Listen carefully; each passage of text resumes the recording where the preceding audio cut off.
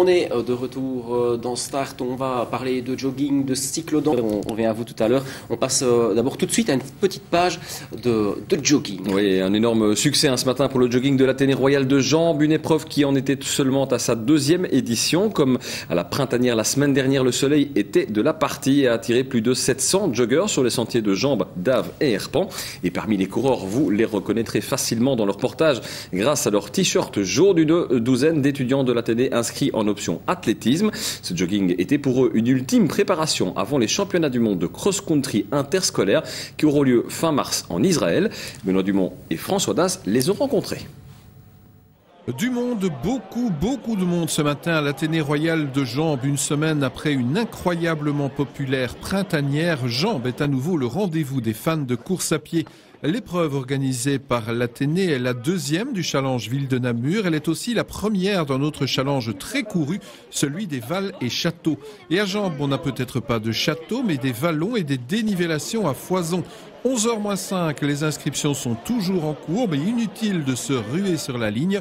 Le départ du 12 km est retardé de 15 minutes, du jamais vu dans une course namuroise, mais une très sage décision. L'année passée, nous étions 250 coureurs. Ici, je ne peux pas évaluer le nombre, mais je crois qu'on est certainement peut-être 3 fois plus ou peut-être même un peu plus. Plus la course des jeunes qui n'était pas prévue l'année passée. Donc je crois qu'au niveau du nombre, ça va être un record.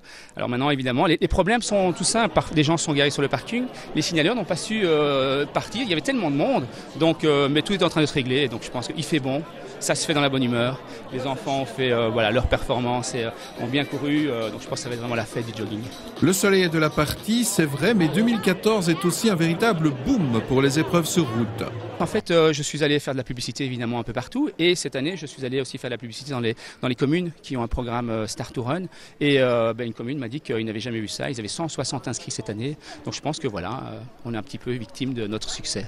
Le jogging de l'Athénée, c'est également une course importante pour les élèves de l'école. Ils préparent un championnat du monde pour jeunes. On va courir 2-3 fois par semaine pour se préparer. Et faut essayer d'augmenter à chaque fois les entraînements. J'essaye de faire beaucoup de longues distances de temps en temps, aller m'entraîner pendant les cours, faire quelques tours comme ça, histoire d'avoir beaucoup d'endurance. Alors le jogging de l'école ici, c'est important? Oui, vraiment important, c'est vraiment pour voir plus ou moins où on en est.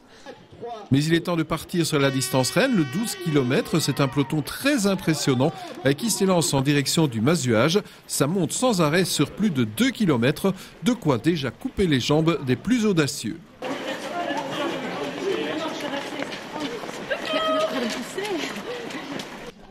Les 12 coups de midi viennent de sonner, les premiers coureurs sont en vue. Victoire de l'athlète du Nivelles Athletic Club Rodolphe Baudard devant le Namurois Sébastien Maillat. Assez difficile, en fait j'ai pris les risques de partir très vite. Et donc les 3 premiers kilomètres, j'ai peut-être fait du 19 km/h. Et ensuite, dans les parties un peu plus grasses, j'ai dû stopper l'allure et plus rester dans des allures de 15 à l'heure. Et en fait, cette course-ci, je l'ai intégrée dans ma longue sortie parce que je suis en train de préparer le marathon de Rome dans un mois. Et donc, je suis quand même assez satisfait de ma place. Un parcours difficile? Oui, c'était la première fois que je participais, malgré que je sois jambois. Je ne savais pas que c'était aussi vallonné et aussi gras comme parcours. C'est encore sympa, oui. Nous sommes partis assez vite.